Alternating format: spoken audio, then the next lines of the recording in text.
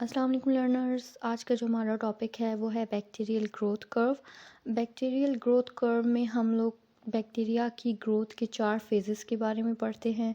सबसे पहला जो फेज़ होता है वो लैग फेज़, दूसरा लॉग फेज़, तीसरा स्टेशनरी फेज़ और चौथा डिक्लाइन या डेथ फेज़ होता है। जो लैग फेज़ हमारे पास होता है, first phase of bacterial growth curve, उसमें हम लोग क्या देखते हैं कि इसमें बैक्टीरिया बिल्कुल कोई सेल डिवीजन नहीं होती। इसमें बैक्टीरिया अपने नए इन्वायरमेंट में अडेप्ट करने की कोशिश करता है, एडजस्ट करने की कोशिश करता है। इसी दौरान ही कुछ ऐसे सेल्स होते हैं जो कि अपने इन्वायरमेंट में, नए इन्वायरमेंट में एडजस्ट नहीं कर पाते, तो उनकी डेथ कॉज हो जाती है। जो एक्चुअल लेंथ होता है इस फेज़ का, वो डिपेंड करता है मेटाबॉलिक एक्टिविटी पे सेल की, कि जो रिमेनिंग सेल हैं वो ग्रो करें साइज़ में और जो न्यूट्रिएंट्स हैं उनको यूज़ करके एंजाइम्स की, एसेंशियल एंजाइम्स की सिंथेसिस करें। इस पूरे फेज़ में ये चीज़ हो रही होती है। और ये सब क्यों होता है? ये प्रिपरेशन होती है फॉर बाइनरी फिजन। क्योंकि जो हमारे पास सेकंड फेज़ है लॉग फेज़, लॉग फेज़ में क्या होता है कि जो पॉपुलेशन है वो एक एक्टिव स्टेज में आ जाता है, जहाँ पे ग्रोथ हो रही होती है और बाइनरी फिजन हो रही होती है। एक्सपोनेंशियल ग्रोथ जो है वो इसी फेज़ में होती है, लॉग फेज़ में। एक्सपोनेंशियल ग्रोथ से मुराद ये है कि 2 से 4, 4 से 8 सेल्स बनते हैं और यहाँ पे जितने भी सेल्स अभी तक ज़िंदा होते हैं वो सारे बाइनरी फिजन करते हैं। और जो जनरेशन टाइम है, जनरेशन टाइम क्या था कि वो ड्यूरेशन जिसमें बैक्टीरिया एक सेल से 2 में डिवाइड होता है, जनरेशन टाइम को हम लोग डबलिंग टाइम भी कहते हैं।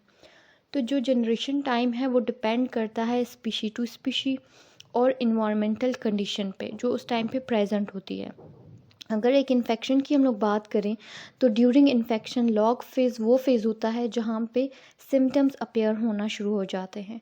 ये वो फेज़ है जहाँ पे सिम्टम्स डेवलप होते हैं, क्योंकि जो बैक्टीरियल सेल होते हैं वो कॉज करते हैं टिश्यू डैमेज। ठीक है, टिश्यू डैमेज कॉज क्यों करते हैं? ताकि वो अपने लिए न्यूट्रिएंट्स को जो है एब्जॉर्ब कर सकें और अपने जो मेटाबॉलिक एक्टिविटी है उसको कंटिन्यू कर सके और जो उसकी ज़रूरत है वो पूरी कर सके। तो इस वजह से वो टिश्यू डैमेज कॉज करता है, जिसकी वजह से लॉग फेज़ में ड्यूरिंग इन्फेक्शन सिम्टम्स डेवलप होते हैं। इस तरह से अगर ब्रॉथ ट्यूब की बात की जाए तो इस फेज़ में जो ब्रॉथ ट्यूब में जो हमारे पास ब्रॉथ होती है, ब्रॉथ लिक्विड मीडियम को कहते हैं, वो मीडियम जो है क्लाउडी हो जाता है और सेल्स की जो मैं सेल नंबर्स है उसमें इंक्रीज़ हो जाते हैं वो। तो क्लाउडी मतलब डर्टी सा, थोड़ा सा टर्बिड सा उसका कलर हो जाता है, जो ट्यूब होती है हमारे पास, ब्रॉड ट्यूब होती है उसमें। और जो सेल नंबर है, क्योंकि यहाँ पे एक्सपोनेंशियल ग्रोथ हो रही है, बाइनरी फिजन हो रहा है, तो ये जो लॉग फेज़ है यहाँ पे सेल नंबर इंक्रीज़ हो रहे होते हैं। उसके बाद थर्ड हमारे पास फेज़ आ जाता है the stationary phase. Stationary phase के नाम से पता चल रहा है कि स्टेशनरी मतलब जो रिप्रोडक्टिव और सेल डेथ रेट है वो इक्वलाइज हो जाती है, वो इक्वल हो जाती है। जितनी रिप्रोडक्शन हो रही होती है उतनी ही सेल डेथ कॉज हो रही होती है। अब कल्चर मीडियम की बात करें तो यहाँ पे जो न्यूट्रिएंट्स अवेलेबल होते हैं कल्चर मीडिया में वो कम हो जाते हैं, और क्योंकि बैक्टीरिया जो है आपस में compete कर रहे होते हैं न्यूट्रिएंट्स के लिए, अगर वहाँ पे न्यूट्रिएंट्स की अवेलेबिलिटी कम हो जाती है, इसी दौरान ही कुछ बैक्टीरिया हैं जो एंडोस्पोर फॉर्म चले जाते हैं। स्पोर एक रेजिस्टेंट फॉर्म है।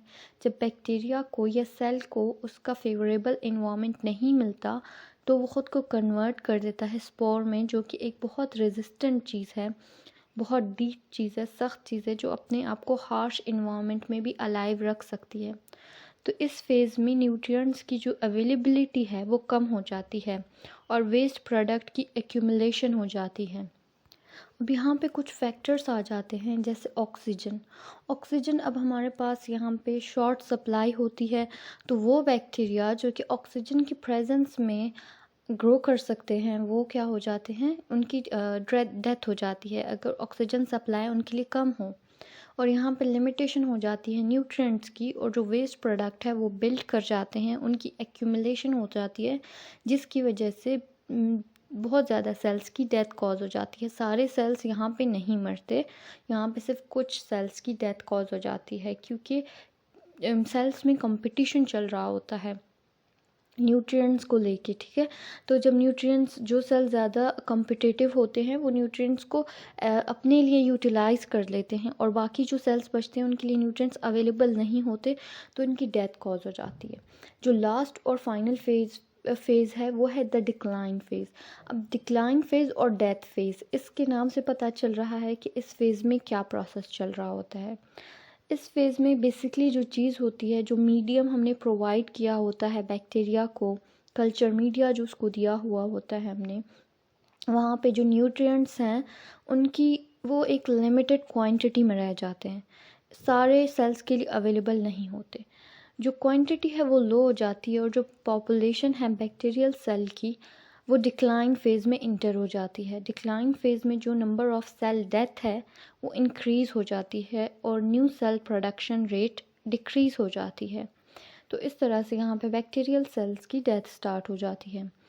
ये सारा प्रोसेस बैक्टीरियल ग्रोथ कर्व पे था। इससे जो नेक्स्ट वीडियो बनेगी वो डिफरेंट टाइप्स ऑफ बैक्टीरिया पे बनेगी, डिफरेंट इन्वामेंट में, कि कुछ बैक्टीरिया बहुत हार्श इन्वामेंट में भी सर्वाइव कर सकते हैं, कुछ नहीं कर सकते, तो ये डिपेंड करता है उन पे, उसके बारे में हम पढ़ेंगे। और अगर आपको ये वीडियो अच्छी लगी है तो प्लीज़ लाइक करें, सब्सक्राइब इस चैनल को करें, सपोर्ट करें, और बाकी वीडियो देखने के लिए नीचे कमेंट करें। और अगर आपको इस वीडियो से कुछ भी सीखने को नया मिला हो तो please share. Thank you very much. अल्लाह हाफ़िज़। मिलते हैं नेक्स्ट वीडियो में।